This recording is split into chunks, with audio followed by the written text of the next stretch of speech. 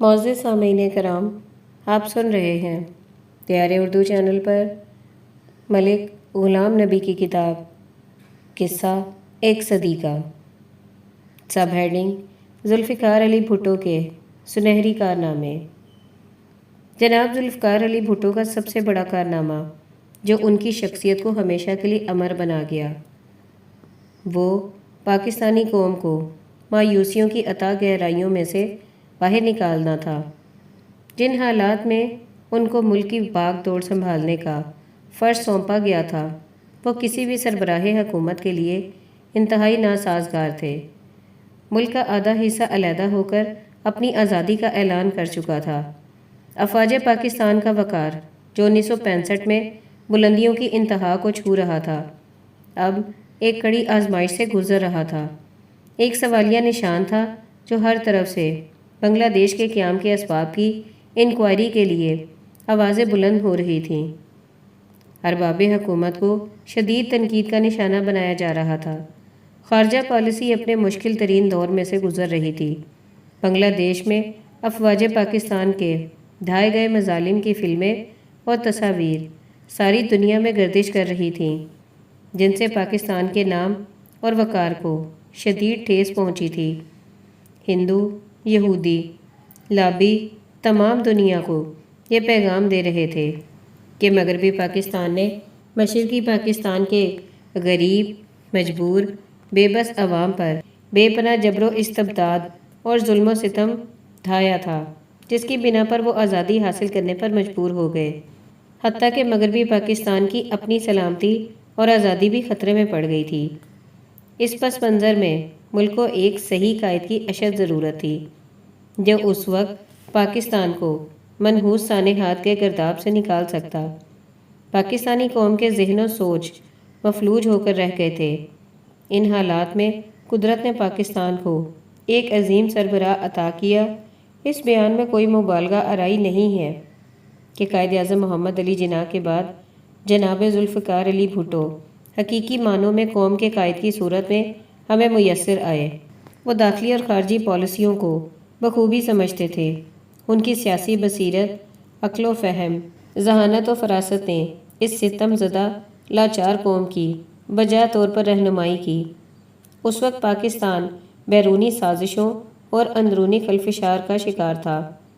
ملک میں 1958 سے martial law کا نظام حکومت رائج تھا، اور تمام ذی حس اس بات سے بخوبی واقف ہے کہ مارشل لا میں حکمرانوں اور عوام کے درمیان فاصلے بہت بڑھ جاتے ہیں، اور فاصلوں کی خلیج اتنی وسیع ہو جاتی ہے کہ حکومت اور عوام کی سوچ میں کوئی ہم آہنگی نہیں ہوتی۔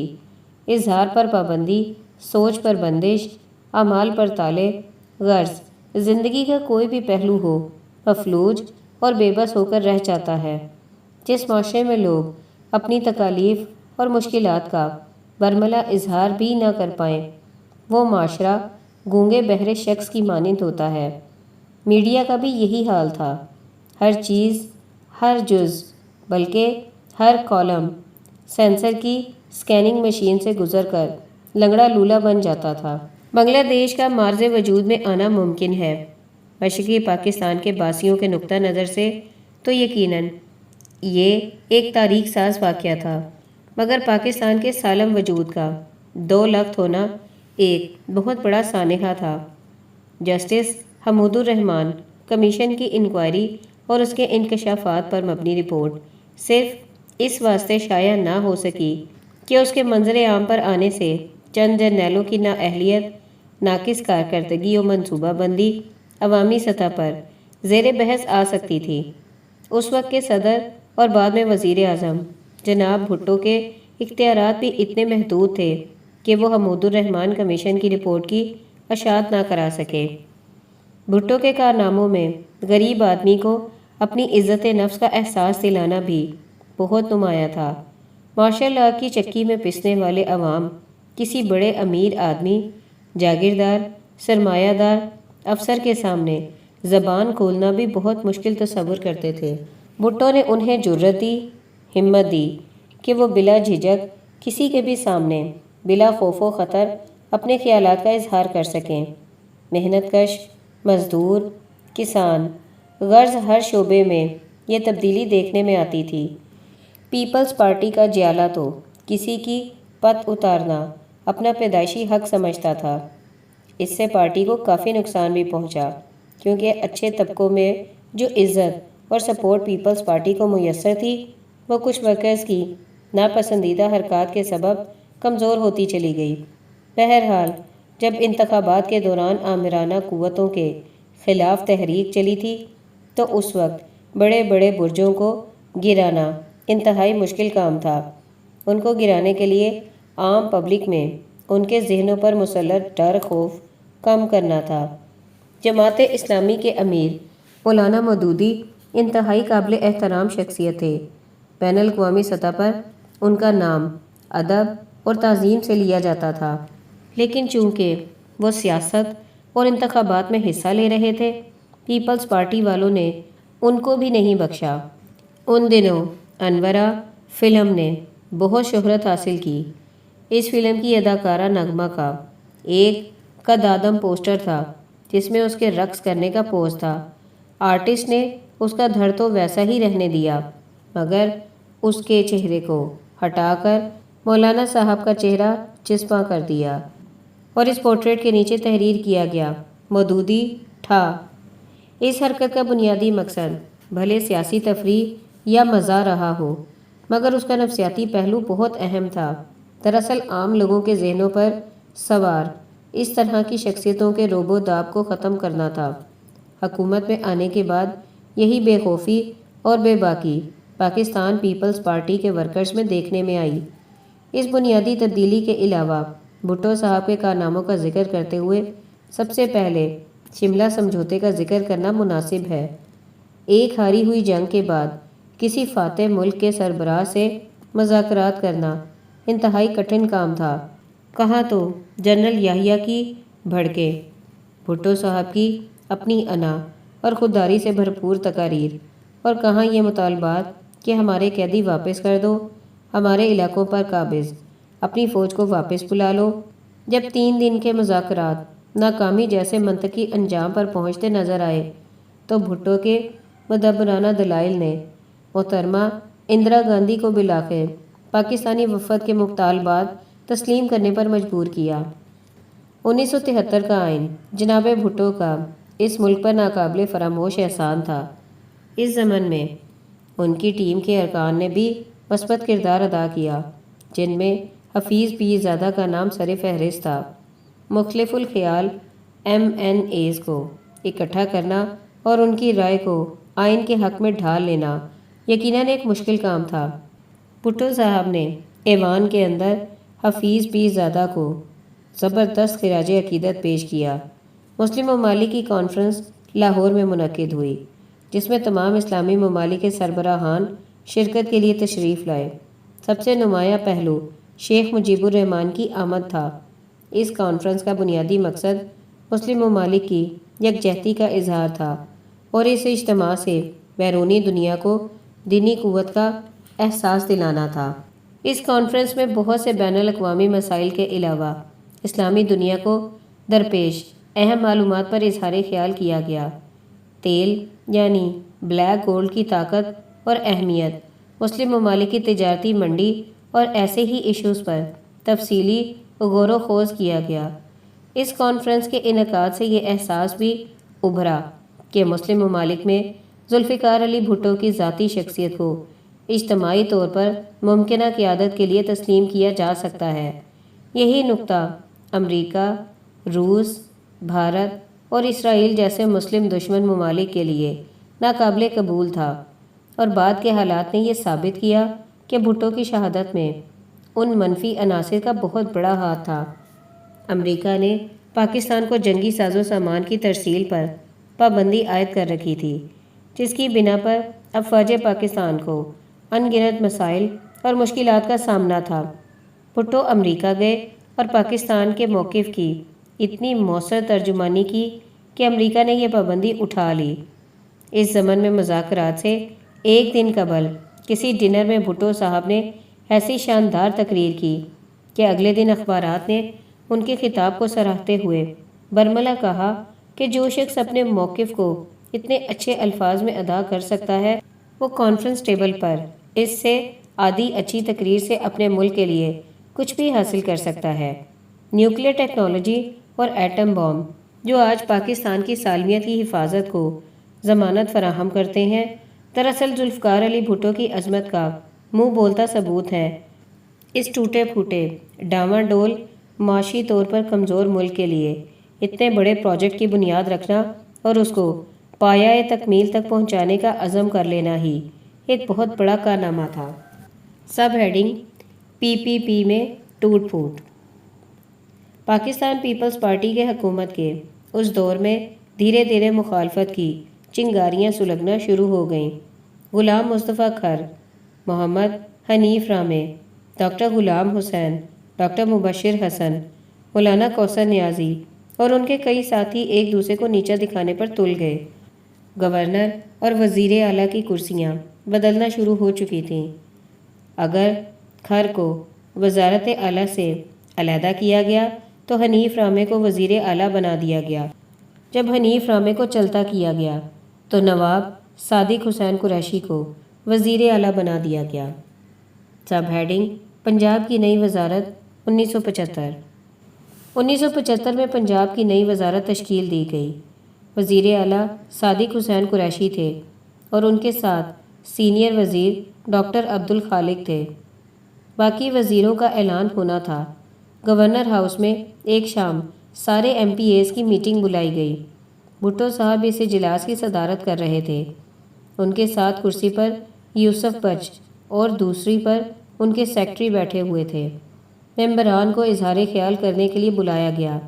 میں نے بھی تقریر کی اور بھٹو صاحب کی موجودگی میں پارٹی کی غلطیوں اور فیصلوں کو تنقید کا نشانہ بنایا اور بلند آواز سے کہا کہ جب آپ یہ کہتے ہیں میرے ہاتھوں کے تراشے ہوئے پتھر کے صنم آج بت خانے میں بھگوان بنے بیٹھے ہیں، کبھی آپ نے سوچا کہ ان کی ساری شان، دبدبہ، اکڑپن، عقل کل ہونے کا دعویٰ، یہ سب کچھ تو آپ نے انہیں عطا کیا۔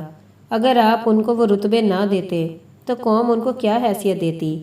قوم تو ان کے ناموں سے نہ آشنا تھی۔ اجلاس برخاست ہوا۔ اگلے دن رانا شوکت محمود اور مجھے وزیر بنایا گیا۔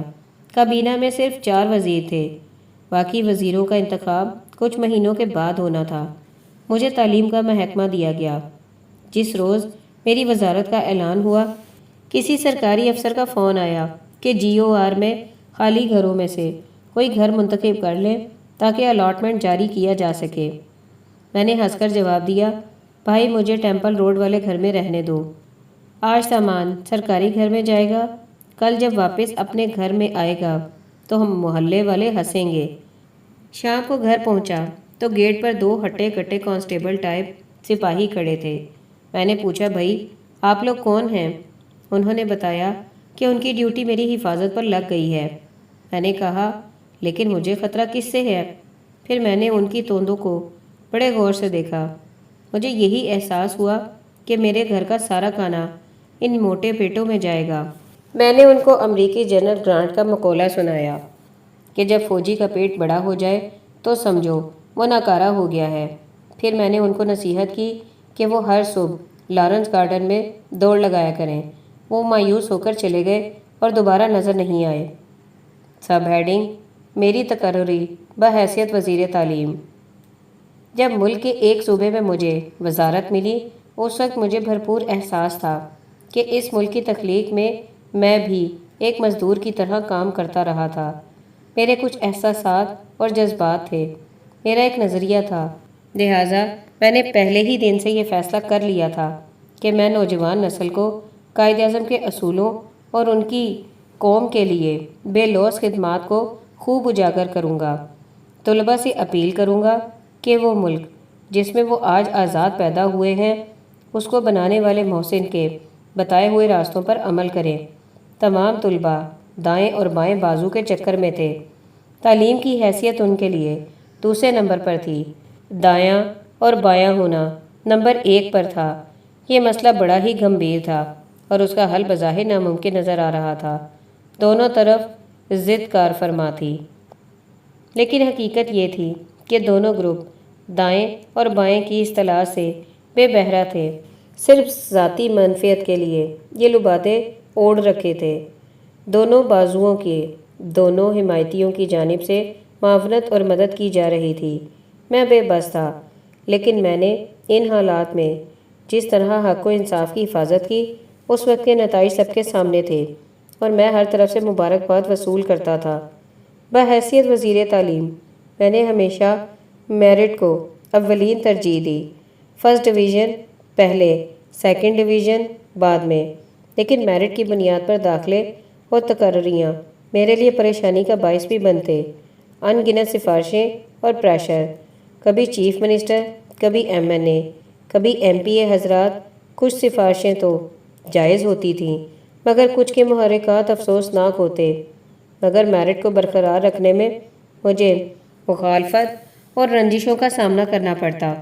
ایک روز جناب ذوالفقار علی بھٹو سے ملاقات ہوئی۔ خفگی آمیز لہجے میں کہنے لگے، آپ لوگوں کے کام کیوں نہیں کرتے؟ روز MNA اور MPA حضرات آپ کی شکایت کرتے ہیں، بہت نالاں ہیں یہ لوگ آپ سے۔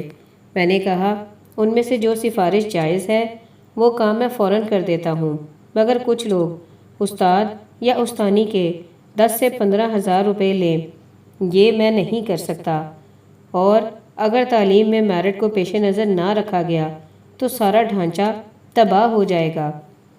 بھٹو صاحب نے برجستہ کہا، that's the right approach, don't worry, carry on like this, you have my support. 1976 میں لاہور کے ایک اسکول کی سالانہ انعامات کی تقریب میں میں مہمان خصوصی تھا۔ جب ہیڈ ماسٹر کے دفتر گیا تو اس کے باہر ٹوٹے ہوئے بینچ اور سٹول نظر آئے۔ مجھے یاد آیا کہ اس اسکول کو کافی گرانٹ دی جاتی ہے، کہ مجھے سالانہ اور خصوصی گرانٹ کے مصرف کی تفصیلات دکھائی جائیں۔ میری حیرت کی انتہا نہ رہی جب میں نے دیکھا کہ انہوں نے 100 روپے کی چیز 1000 روپے میں خریدی ہے، اور اس پر ترا یہ کہ وہ چیز بھی وہاں موجود نہیں تھی۔ اپنی وزارت کے دور میں نے صوبے کے بے شمار کالجوں اور ہائی اسکولوں کا معائنہ کیا تھا۔ مجھے بڑے بڑے خوبصورت اسپانسر نامے پیش کیے جاتے تھے۔ کئی کالجوں میں انعامات بھی تقسیم کیے۔ یہ کالج لڑکوں کے تھے اور لڑکیوں کے بھی۔ کئی علمی اداروں کی طرف سے یہ مطالبہ کیا جاتا تھا کہ میں ان درسگاہوں کو بھی اپنے خیالات سے آگاہ کروں۔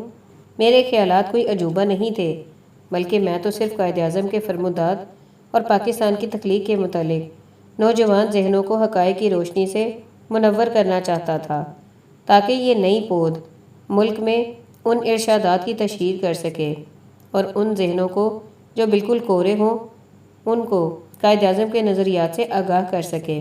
یہی میرا مشن تھا، جس کا میں نے پہلے ہی دن سے فیصلہ کر لیا تھا کہ میں اس ملک کے خالق کے کردار، اس کی عظمت، بے لوث خدمت، عظیم جدوجہد کو نوجوانوں میں اس طرح عام کر دوں گا کہ وہ بڑے سے بڑے نکات کی تنقید کو درخود اعتنا سمجھتے ہوئے اپنے ساتھیوں اور ماحول کو وہ روشنی عطا کریں گے کہ ہر شخص قائد کے بتائے ہوئے اصول پر عمل پیرا کرتا دکھائی دے گا۔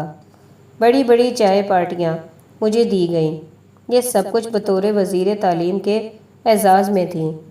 اس میں میری عزت افزائی سمجھیے، کیونکہ میرا ان درسگاہوں، شخصیتوں، مختلف اداروں سے کوئی تعلق نہ تھا، لیکن ایک چائے پارٹی جو مجھے ساہیوال میں جناب شیخ نثار احمد ایڈوکیٹ کی طرف سے دی گئی تھی، میں اسے کبھی نہیں بھول سکتا۔ معززین شہر، وکلاء، بیوروکریسی کے افسران اور بہت سے زمیندار حضرات شامل تھے۔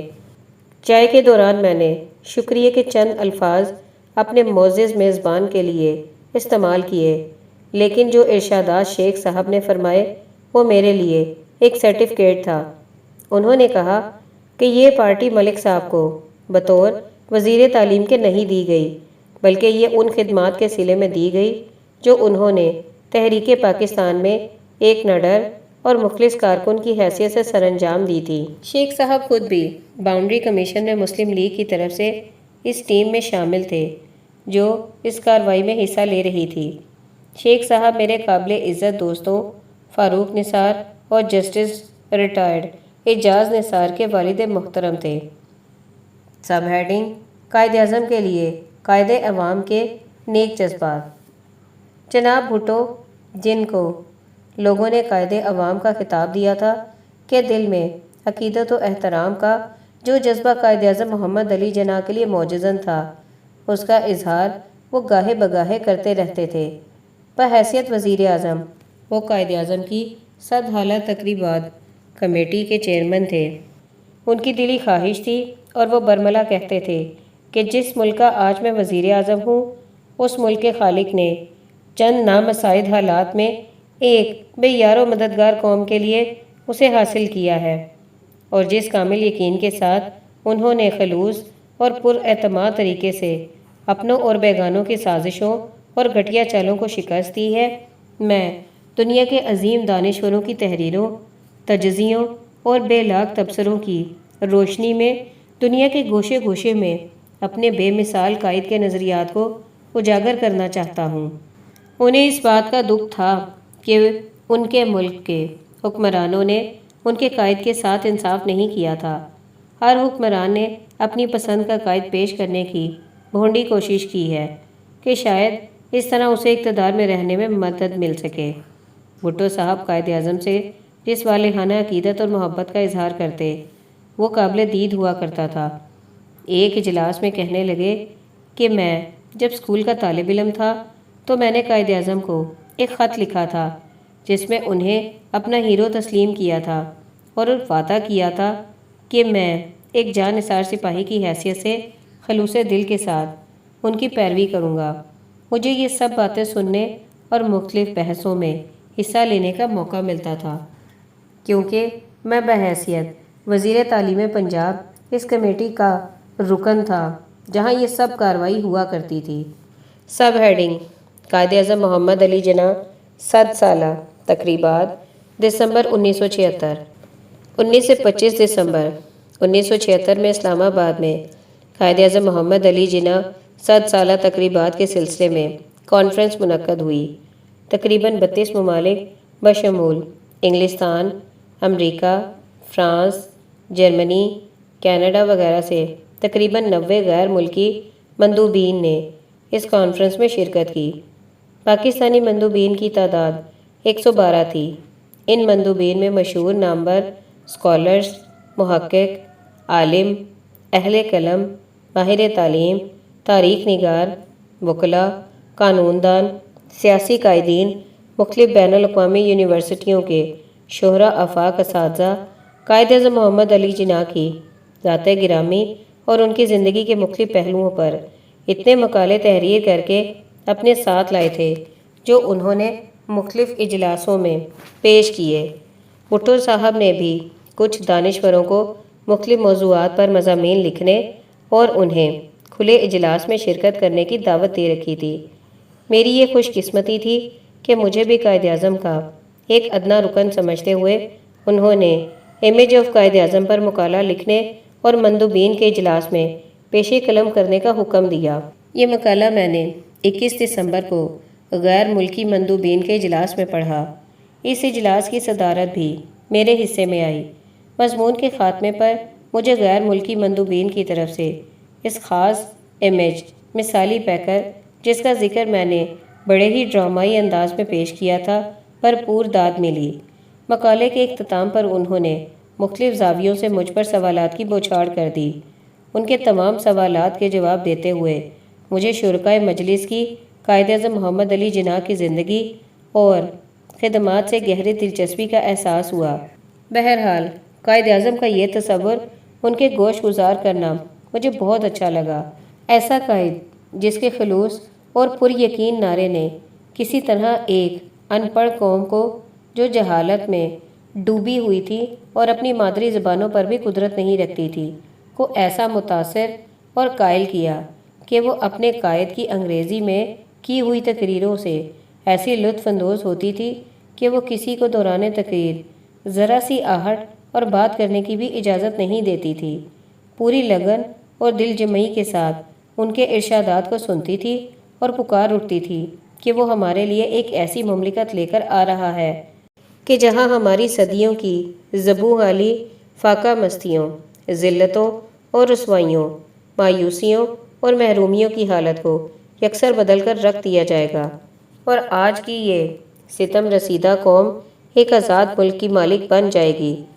اس کی اپنی حکومت ہوگی، وہ اپنے مسائل کو اپنے انداز میں حل کرے گی، اس میں بسنے والے ایک دوسرے کے غم اور خوشیوں میں برابر کے شریک ہوں گے، اور آزادی کے ثمرات سے ہر شخص بہرہ مند ہوگا۔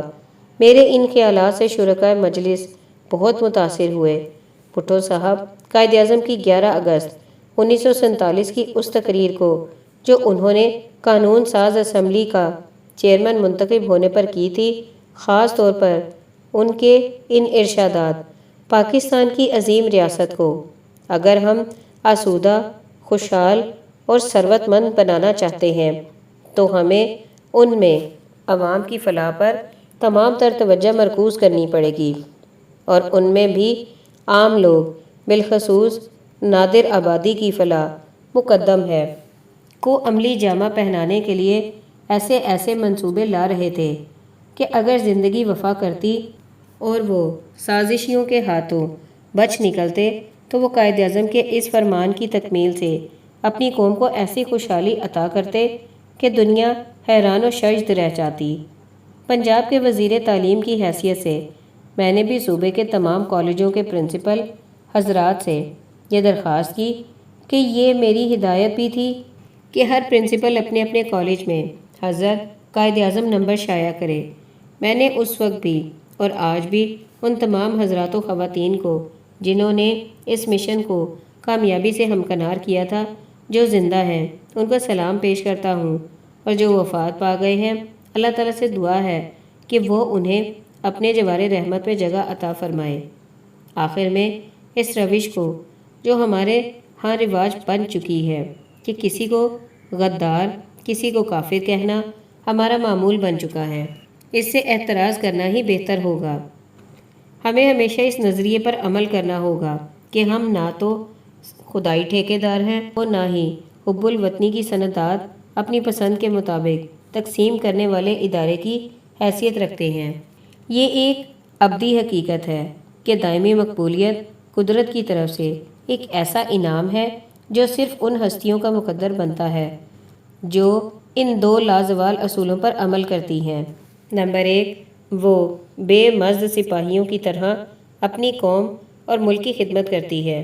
نمبر 2، ملک و قوم کی خاطر اپنی جان کی بازی لگا دیتی ہے۔